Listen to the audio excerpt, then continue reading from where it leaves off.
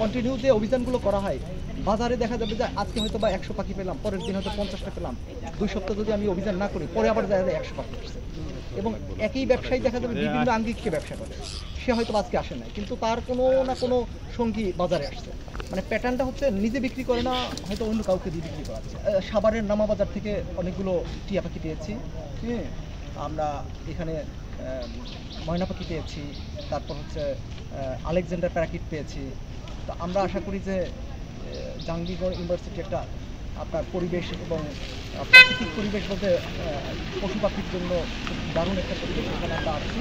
এখানে অনেক সিনিয়র স্যাররা আছেন, স্টুডেন্ট আছেন, পরিবেশ কর্মীরা আছেন, সবাই মিলে হয়তো বা তাদেরকে প্রাকৃতিক পরিবেশে রিলিজ করে দিলে তারা এই প্রকৃতিকে দেখার। পাখি পালা হচ্ছে একটা শখের বিষয় হিসেবে অনেকে কিন্তু করে থাকে। ফলে আমার ওই জায়গাটাতে হাত দিতে যে এটা আসলে বনের একটা প্রাণী, প্রকৃতির একটা প্রাণী। এবং আমরা বলি যে বনেরা বনে সুন্দর, শিশুরা মাতৃক্রুয়ে। মানে কি? তার মানে হচ্ছে যে প্রকৃতির কাছেই সব কিছু আসলে ছেড়ে দিতে হবে। এটা বন্দি করে রাখার মধ্যে কোনো ধরনের কিন্তু কৃতিত্ব এবং মজাও নাই। আপনি যদি একটা ফুল দেখেন, ওই ফুলটা আসলে ওই গাছেই কিন্তু সুন্দর। আপনি যখনই এটা ছিঁড়ে ফেলবেন, আপনি ভাববেন যে এটা বাসায় নিয়ে রাখি, খুব ভালো লাগবে, আপনি সুঘ্রাণ পাবেন।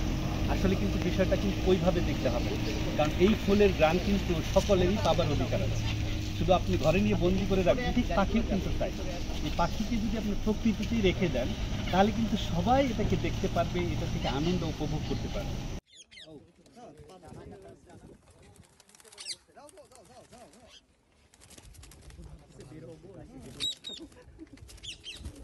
অনেক